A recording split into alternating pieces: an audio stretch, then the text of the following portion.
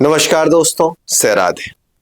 अगर आपका जन्म कृतिका नक्षत्र में हुआ है या आपके बच्चे का जन्म कृतिका नक्षत्र में हुआ है तो यह वीडियो आपके लिए बड़ी उपयोगी होने वाली है। हम बात करेंगे कि कृतिका नक्षत्र में जो बच्चे पैदा होते हैं उनका व्यक्तित्व कैसा, स्वभाव कैसा, उनके स्वास्थ्य की बात करेंगे, उनका कौन सा गढ़ है, कौन सी नाड़ी है, कौन सी योनि में उनका जन्म हुआ है, कौन सी राशि है, राशि का स्वामी कौन सा है, उनके कौन से चरण होंगे। इन सभी महत्वपूर्ण चीजों पे इस वीडियो में हम पूरी चर्चा करेंगे। आप देखना शुरू कर चुके हैं एस्ट्रो अवध। मैं अंशुल त्रिपाठी, आपका ज्योतिषविद एवं वास्तुशास्त्री। आइए सबसे पहले बात करते हैं कृतिका नक्षत्र की। नक्षत्र श्रृंखला में कृतिका नक्षत्र को तीसरे नंबर का नक्षत्र माना जाता है। तीसरे नक्षत्र में होने के नाते ये मेष और वृष दोनों राशियों के बीच का संबंध बनाती है। जो राशियां दो राशियों में होती हैं उनको बड़ा ऊर्जावान माना जाता है। कहा जाता है कि ऐसे लोगों में बड़ी ऊर्जा होती है। अगर हम कृतिका नक्षत्र शब्द की बात करें तो इस शब्द के अर्थ के संबंध में कहा गया है कार्य को सिद्ध करने वाली एक महिला के रूप में देखा जाता है। ऐसे बात करें देवता के रूप में तो भगवान शिव के पुत्र कार्तिकेय से जोड़कर इसको देखा जाता है। कृतिका शब्द अपने आप में कार्य पूरा करने वाली मानी जाती है। तो इसको क्या लेंगे जो बच्चे पैदा हो रहे हैं या आपकी राशि है तो इसको किस तरह से लेंगे। ऐसे लोग जब जन्म लेते हैं तो इनके घर में कोई कार्य अगर रुका होता है तो वो कार्य प्रगति पे होता है। वैसे भी कार्तिकेय का जन्म हुआ था राक्षसों के विनाश के लिए हुआ था।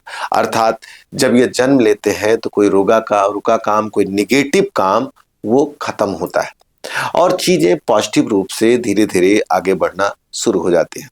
कार्तिकेय के माता और पिता का सुख तो मान लीजिए था ही, लेकिन कुछ वैचारिक मतभेद थे, जैसे कि आपको स्टोरी में पता है गणेश के नाते। तो मैंने देखा है इन लोगों के माता पिता के साथ थोड़े से वैचारिक मतभेद होते हैं। मित्रों, कोई ऐसा नक्षत्र नहीं है जिसमें शुभ और अशुभ का संयोग ना हो। सबके अपने अपने गुण और संयोग होते हैं। उसी आधार पर जिन नक्षत्रों में जो गुण होते हैं और जो उसकी निगेटिविटी होती है, दोनों की चर्चा हम आपके साथ वीडियो में करते हैं। चरण की दृष्टि से देखा जाए तो हर नक्षत्र के 4 चरण होते हैं।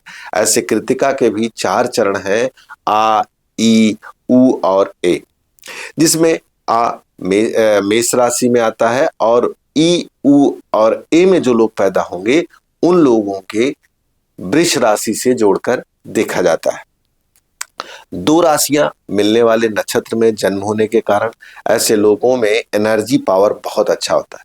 लेकिन जो पहले चरण में होते हैं उनके ऊपर मंगल का अधिक प्रभाव होता है। वहीं पर जो दूसरे, तीसरे और चौथे चरण में पैदा होते हैं उन सब में शुक्र का अधिक प्रभाव माना जाता है। मेष वाले, मेष अर्थात जिनके अंदर एग्रेशन हो, कार्य करने की क्षमता हो, बल हो, साहस हो। वहीं पर अगर वृष राशि में जाएंगे तो ऐसे लोगों में गंभीरता, धैर्य और धन की तरफ इनकी सोच अधिक रहती है।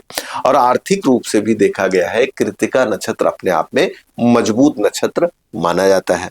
ऐसे लोग जब जन्म लेते हैं तो घर में सुख समृद्धि के साथ साथ परिवार में चीजें प्रोग्रेसिव होते हुए देखी जाती है। बचपन से ही तेज होते हैं, लेकिन ऐसा भी देखा गया है कि ये जब पाले जाते हैं तो इनके साथ 1-2 बच्चे और 2-3 माओं का सुख मिलता है। जैसे घर में दादी, मामी या मौसी या कोई न कोई ऐसा जरूर रहता है जिसके संरक्षण में ये पलते हैं और उनका सुख पाते हैं।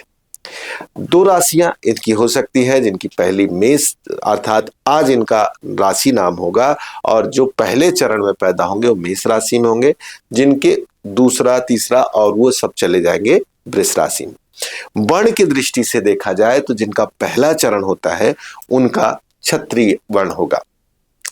मंगल के गुण क्षत्रिय वर्ण ये दोनों मिलने के नाते इनमें एक एग्रेशन होता है।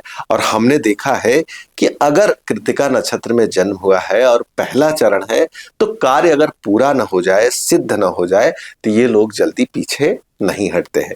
और अगर इन्हें किसी कार्य को ठान लिया है, अब वो कार्य पूरा करने में अपना पूरा ईगो, पूरा सेल्फ रिस्पेक्ट, हर चीज लगा देते हैं।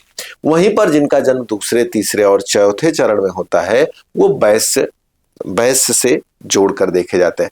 4 वर्ण होते हैं, ब्राह्मण, क्षत्रिय, वैश्य और शूद्र। वैश्य का तात्पर्य होता है जो भरण पोषण करे, जिसको लाभ और हानि की एक समझ होनी चाहिए। तो कृतिका नक्षत्र के जो दूसरे, तीसरे और चौथे चरण में पैदा होते हैं उन सब लोगों का वैश्य वर्ण होता है। ऐसे लोगों को धन के संबंध में, परिवार के संबंध में, वाणी के संबंध में एक समझ होती है। ऐसे लोग जब किसी विषय को रखते हैं तो तौल कर, नाप कर खूब रखते हैं। पैसे का इन्वेस्टमेंट करते हैं तो खूब समझ होती है। इनको पता होता है कि पैसा कहाँ लगाना है, कहाँ नहीं। इनको अपने और अपने लोगों की एक समझ होती है कि किस तरह से चीजों को आगे बढ़ाया जाए। ऐसे लोग जब किसी चीज को मंथन विचार करके देते हैं तो बड़ा नफा तोला और वो बड़ा फ्रूटफुल माना जाता है। अब बात करें योनि की, किस योनि में इनका जन्म हुआ है, तो मेष योनि में हुआ है। मेष, जैसा कि मेष राशि का प्रतीक ही मेष है, तो मेष जो योनि बनती है ये अपने आप में बड़ी पावरफुल और ताकतवर है। मेष राशि के मेष को दिखाया गया है कि वो पहाड़ों पे चढ़ने वाली है। आप देखेंगे भेड़े की सींग होती है, घुंघराले बाल होते हैं। ये प्रतीक है कि कठिन से कठिन परिस्थिति में ये लोग सरवाइव करते हैं और अपने लक्ष्य को क्रमशः आगे बढ़ने की तरफ आगे। गण की दृष्टि से देखा जाए तो राक्षस गण होता है। देवता, मनुष्य और राक्षस में इनका राक्षस गण होता है। राक्षस शब्द सुनने में एक बार आपको लगता है कि अच्छा नहीं है, लेकिन आपको बता दे राक्षस शब्द रक्ष धातु से बना है। ऐसे लोगों में खूब एनर्जी होती है। ऐसे लोग आर्थिक रूप से मजबूत होते हैं। ऐसे लोग लोगों को सम्मोहित करना, उन पे अपनी छाप डालना, अपना प्रभाव डालना खूब अच्छे से जानते हैं। राक्षस शब्द से आपको डरना नहीं चाहिए। ये अपने लोगों की खूब रक्षा करते हैं। जिस समाज में रहते हैं उस समाज को आगे ले जाने में सहयोग करते हैं। नाड़ी की बात करें, अंत नाड़ी होती है। अक्सर आपने सुना होगा कि विवाह में नाड़ी नहीं मिल रहा है। नाड़ी नक्षत्र का एक महत्वपूर्ण हिस्सा होता है। इससे आप दो लोगों के मिलन में वैचारिक मतभेद के साथ साथ ये भी देख सकते हैं कि स्वास्थ्य की दृष्टि से क्या प्रभाव जा रहा है। लिंग की दृष्टि से देखा जाए तो स्त्री कहा जाता है। मेष और वृष के दोनों के मिश्रण को स्त्री से यहाँ पर सुशोभित किया गया है, बताया गया है गुणधर्म के आधार पर। स्त्री का मतलब है कि इनके अंदर दूसरों को केयर करना, प्रेम करना, भरण पोषण करना, एक हिम्मत और ताकत, किसी कार्य में असफल होने के बाद फिर से खड़ी होने की क्षमता अगर किसी में है तो इस राशि और नक्षत्र में पाया जाता है। त्रिदोष में कफ अधिक होता है, अर्थात इनको कफ से संबंधित बीमारियां होती है। मैंने देखा है कृतिका नक्षत्र के जब बच्चे पैदा होते हैं शुरू में जुखाम, बुखार, कफ अधिक होना, चेस्ट कंजेशन होना, ये भी देखा जाता है। कई बार ये जब बड़े भी हो जाते हैं, स्नोफिलिक हो जाते हैं, कई बार सांस फूलने की दिक्कत होती, कफ बढ़ना, और ये कफ की दिक्कत चेस्ट एरिया में भी बहुत ज्यादा देखी जाती है। गुण की स्थिति बात की जाए तो रजोगुण ही होती है। रजो, तमो और सतो 3 गुण होते हैं, जिसमें रजोगुण वाला आदमी एक सहनसाइयत से रहना चाहता है। कोई भी चीज पहनना या खाना चाहता है तो उसका एक लेबल होता है। अगर इसको मैं एग्जाम्पल के रूप में दूं तो ये जब कपड़े खरीदेंगे तो कोशिश करेंगे कि किसी ब्रांड विशेष का कपड़ा खरीदें। अगर ये भोजन करना चाहते हैं तो किसी अच्छे होटल या रेस्तरां में ही जाकर भोजन करना चाहते हैं। थालियां सजी हों, सुंदर हों, खाने के शौकीन होते हैं, वस्त्रों के शौकीन होते हैं। अच्छी जगह टहलना, अच्छे मनोरंजन करना, सिनेमा देखना या अच्छे हिल स्टेशन आदि पे टहलना इनको पसंद आता है। तो कृतिका नक्षत्र अपने आप में एक मजबूत और बेहतरीन नक्षत्र है, चंद्रमा को प्रिय है। इस नक्षत्र में जन्म लेने वाले लोग जो होते हैं धन और अर्थ से मजबूत होते हैं, वाणी से सुंदर होते हैं। कई बार इनको जब क्रोध आता है तो इनका क्रोध सामने वाले को थोड़ा सा हिला देता है। इस कारण से परिवार में, भाई बहनों में, पिता में एक छोटा मोटा वैचारिक मतभेद भी देखा जाता है। तो ये हमने बात की आज तीसरे नक्षत्र के बारे में, कृतिका नक्षत्र के बारे में।